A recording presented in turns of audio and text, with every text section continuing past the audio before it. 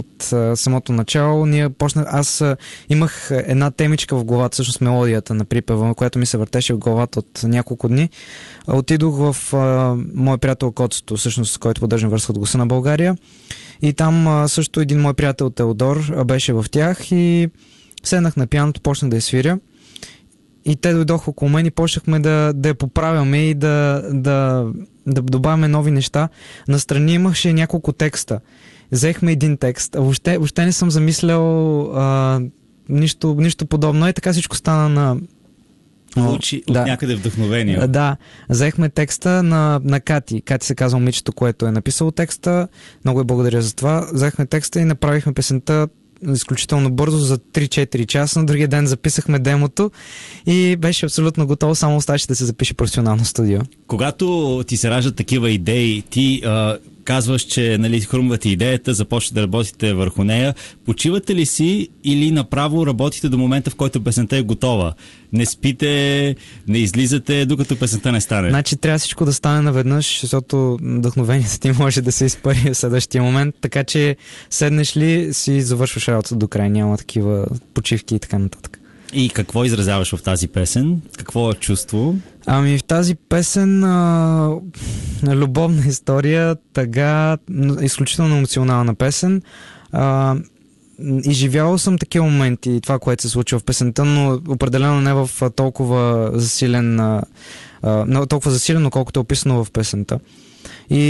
Но все пак, всеки път като я пея, си ги изживявам определено. Става въпрос за една раздяла.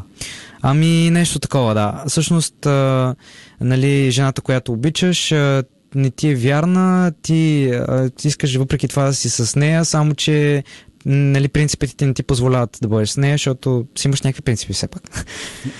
Интересна дилема наистина в тази песен. След това как реши да участваш в Евровизия с нея? Веднага ли реши или някой... Просто тайминга беше супер, защото точно когато направихме песента, за Евровизия песните ни трябва да са пяти преди това, трябва да са излязли след, мисля, че 1 октомври или нещо такова. Да. И времето беше идеално и си казах, що не, сега така и така съм си направил песен да се включа в конкурса.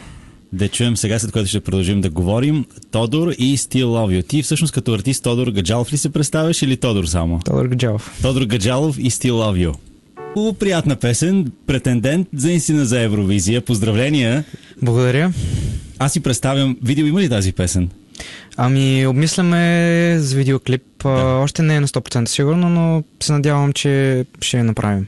Защото иска да си споделя, аз си представям как ти си на някаква скала и... си на пиано.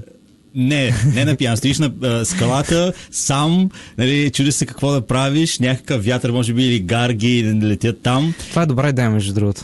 И после може да поискам процент от продажбите на това. Но не, просто ти казвам, че така и някакъв хор, който пее за тебе, който те подкрепя, един вид. Кои са всъщност тези, които чухме като бекинг вокалисти? Значи бекинг вокалистите са моят отбора на Миро, Севинч, Мелинда, Коцето и Елица. Това сме последните хора, които бяхме всъщност в отбора на Миро. Изключително много им благодаря за инициативата, за това, че ми помогнаха с песента и се получи едно такова задружно изпълнение и заедно с тях ще бъде и на Евровизия. Инструментите в песента са истински. Всичко е автентично 100%. Всеки инструмент е изсвирен на живо. Оркестър, всичко си се погрижил да звучи така много добре, много автентично. Да те попитам за тази песен Still Love You. Кои по-скоро, иска да кажа, че ми звучи много... Тя звучи съвременно, звучи западно, звучи като някаква пауър балада на бой-банда, но това иска да те питам, кои са твоите идоли, героите, от които се вдъхновяваш, които следваш като пример? Значи аз не следвам никой като пример, опитам се да правя нещо различно, нещо мое, собствено, за да не се оприличавам на никой. Имам си идоли, но когато опред до опране на музика, въобще не се опирам до тях, разчитам единствено само на себе си. Не слушаш ли някой? Кого слушаш? Кого питаш? Хареса ли ти и... Значи слушам любим изпълнител ми Майкъл Джексън, обичам Рей Чарлз, Стиви Уондър, старата школа. Като правиш някаква песен и питаш ли, когато искаш мнението на хората около себе си, кои са най-важните за теб? Питам някой, когото не се занимава с музика. за да ми каже обективно, като страничен слушател, какво мисли. Иначе, ако питам музикант, няма да получа отговора, който искам. Кажи ми сега за съвременната българска музика, какви са твоите наблюдения? Имат ли шансове младите изпълнители?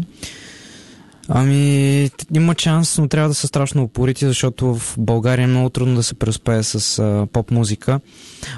Защото, нали, от една страна поп-фолка е най-слушаната музика в България и поп-изпълнителите буквално се борят на пръсти, които са действащите в момента.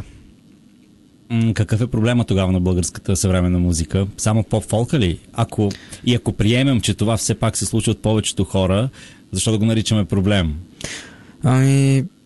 Проблем е, защото усилията са насочени към поп-фолка, не към поп-музиката. Според мен. А това е проблема основно на българската музика, съвременната, че има усилия насочени към поп-фолка.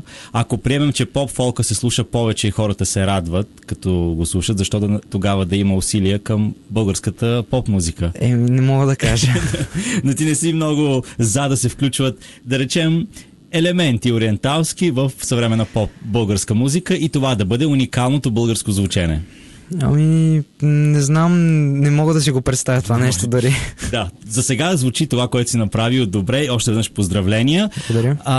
Песента, тя ще се появи сега. Замислиш ли албум да правиш? Евентуално, след като направя няколко парчета, може да добавя още няколко и да заформим албум. Не съм мислял тази възможност до сега, но защо не? С кого от българските продуценти или изпълнители искаш да работиш, да ти помагат, да включиш? В момента работя с Universal, което е изключително огромно постижение за мен. Това е най-голямата световна компания в целия свят, която се занимава с музика. И иначе с кого бих искал да направя, може би с някой от Гласа на България. Някои от участниците, някои от приятелите, които сформирах там. Някое ритмично парче ще включиш ли в албума? Следващото, което сега ще работя по него е доста ритмично, мога да кажа. Кога ще се появи то? Предполагам до 1-2 месеца. До 1-2 месеца? Да. И той ли ти хрумна така случайно? Него го направих буквално за 15 минути, седнах си на пианото и си го записах на телефона. Всъщност така става. И фактически вчера записахме и демото с Тео, това момче, което помогна за първата песен. Още не мога да кажа много за него, защото е изключително ново. Още е зародиш. Още точно е зародиш, да. Тодор, много ти благодаря. Тодор Гаджалов ни гостува в студиото за София. Още веднъж поздравление за песента и успех. Благодаря.